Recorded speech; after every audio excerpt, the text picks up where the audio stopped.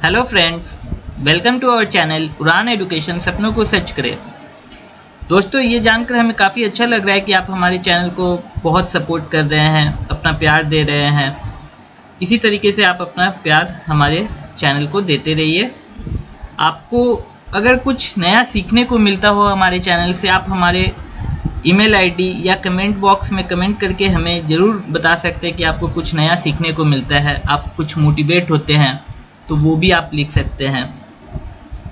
ठीक है दोस्तों, तो आज हमारा जो टॉपिक है, आज हम पढ़ेंगे basic components of computer system. Last day हमने क्या पढ़ा था? हमने पढ़ा था basic fundamentals of computer system, जिसमें हमने देखा था कि डेफिनेशन ऑफ कंप्यूटर क्या होता है, कंप्यूटर सिस्टम वर्क कैसे करता है, ये हमने देखा था। आज हम देखेंगे कि basic components of computer system क्या है। बट दोस्तों, आगे बढ़ने से पहले मैं जैसे कि हर एक बार आपके सामने एक स्टोरी लाया हूँ, तो मैंने ये देखा है कि आपको वो स्टोरी काफ़ी पसंद आ रही है, तो मैंने सोचा क्यों ना आज भी एक नया स्टोरी लाया जाए। तो बट ये जो स्टोरी है, ये स्टोरी इस टॉपिक पे है कि जैसे हर एक इंडिविजुअल का एक अपना कुछ कैरेक्टरिस्टिक्स, कुछ इम्पोर्टेंस होता है हर एक इंडिविजुअल का, तो हमें उस इंडिविजुअल का इम्पोर्टेंस को वैल्यू देना चाहिए। ऐसा नहीं करना चाहिए कि हमें उसे अलग रखना चाहिए कि नहीं, इसे ये नहीं आता तो वो ये नहीं कर पाएगा, कुछ ऐसा नहीं। सबका अपना अपना एक इम्पोर्टेंस है। जो मुझे आता है वो आप लोगों को नहीं है, जो आपको आता हो वो मुझे नहीं, ऐसा हो सकता है सभी के साथ। तो आज हम कुछ उसी टॉपिक पे एक छोटा सा स्टोरी देखते हैं। तो हम अपने बचपन में जब हम छोटे थे तो एक स्टोरी सुने थे जो कि रैबिट एंड टॉर्टॉइस के ऊपर था, वो आप भी जानते होंगे। तो वो स्टोरी को ही आज हम देखते हैं। स्टोरी कुछ इस प्रकार है कि एक दिन रैबिट और टॉर्टॉइस के बीच में एक आर्गुमेंट होता है कि रैबिट बोलता है I am the fastest runner, but tortoise बोलता है no I am the fastest runner. But तो फिर दोनों के बीच में आर्गुमेंट बढ़ जाता है और उसके बाद दोनों बोलते हैं कि चलिए क्यों ना एक ऐसे डिसाइड करते हैं, रेस करके डिसाइड करते हैं कि कौन फास्टेस्ट है। और फिर दोनों के बीच में एक रेस होता है।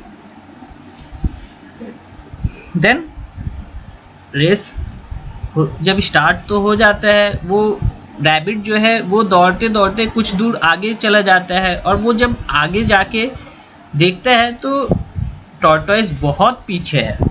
तो वो बोलता है कि पुअर गाय, ये तो अभी बहुत पीछे है, चलो मैं तब तक थोड़ी देर सो लेता हूँ, रेस्ट करता हूँ, फिर मैं आगे चलूँगा।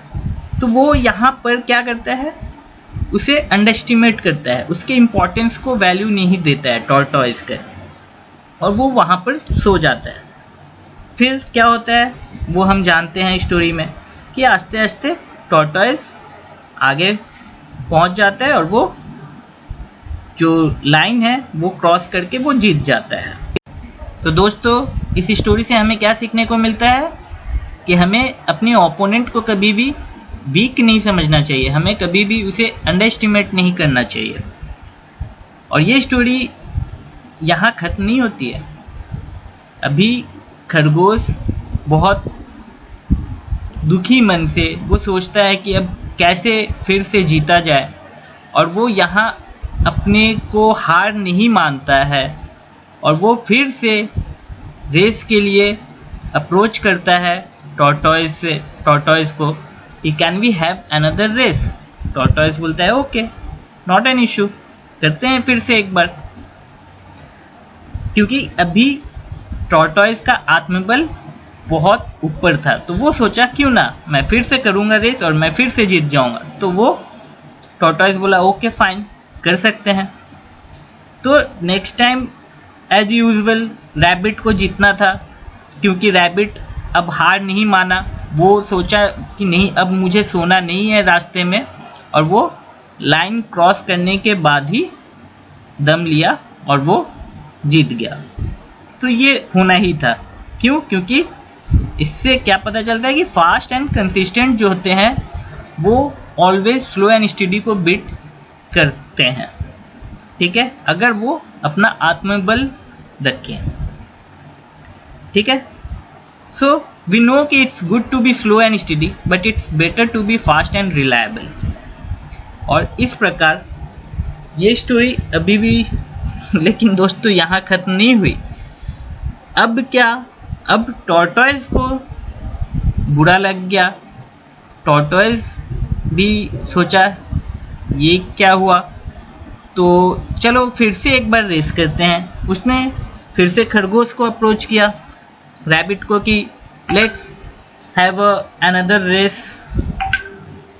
और तो रैबिट बोलता है ओके श्योर, क्यों नहीं। रैबिट तो जानता था कि अब मुझे जीतना ही है, बट टॉर्टोइज यहाँ पर एक प्लान कर रखा था। क्या प्लान है वो हम देखते हैं। टॉर्टोइज ने ऐसा रास्ता चुना था जिससे कि रैबिट जा ना सके। तो वो जो रास्ता था वो एक बीच रास्ते में एक रिवर था जिसको क्रॉस करके विनिंग पॉइंट था, और उस विन पॉइंट तक पहुंचने के लिए रैबिट को रिवर क्रॉस करना पड़ता, जो कि रैबिट कर नहीं पाया। वो वहां तक तो पहुंच गया, उसके बाद वो कर नहीं पाया। तो वो सोचने लगा अब क्या किया जाए, तो वो कुछ कर नहीं पाया और वहां पर वो टॉर्टोइज जीत गया, ठीक है। तो इससे हमें क्या पता चलता है कि पहले हमें अपने अंदर हमारी जो कॉम्पिटेंसी है उसको हमें जानने की ज़रूरत है, उसके बाद हम किसके साथ कंपटीशन कर सकते हैं, ठीक है। So working to your strengths will not only get you noticed but will also create opportunities for growth and advancement. So this is the main thing. तो दोस्तों पहले हमें अपनी योग्यता को जानने की ज़रूरत है, उसके बाद हम अपनी गेम का जो प्लानिंग है वो चेंज कर सकते हैं उसके अकॉर्डिंग। तो अपनी योग्यता के अकॉर्डिंग हम किसी को भी हरा सकते हैं अपनी योग्यता के बल पे।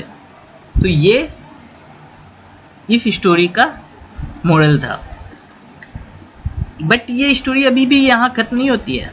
अब दोनों क्या करते हैं कि फिर से डिसाइड करते हैं कि क्यों ना हम एक और रेस करें, but as a team. So they decided to do the last race again but to run as a team this time. So rabbit ने कहा, so they started off, ठीक, and this time the rabbit carries the tortoise till the river bank, and after that there the tortoise took over the swam across with the rabbit on his back। और इस प्रकार वो लोग river को cross कर गए। अब opposite bank पे वहां फिर से खरगोश अपनी पीठ पे टॉर्टोइज को लेके लास्ट विनिंग पॉइंट तक पहुंच गया।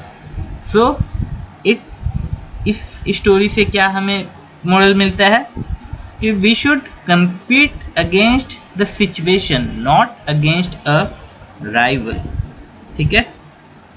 It's good to be individually brilliant and to have strong core competencies, but unless you are able to work in a team and harness each other's core competencies, you will always perform below, because there will always be situations at which you will do poorly and someone else does well।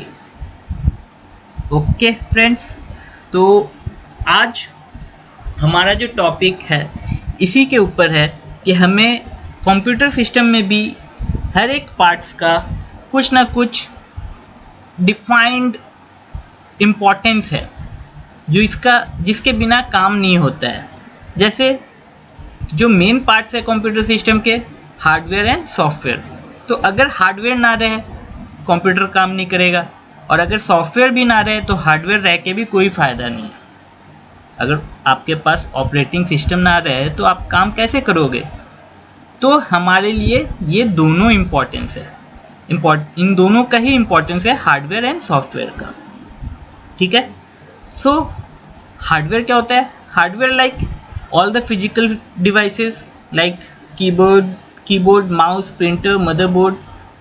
सो ये सारे hardware है, ये मैंने आपको last class में भी बताया था।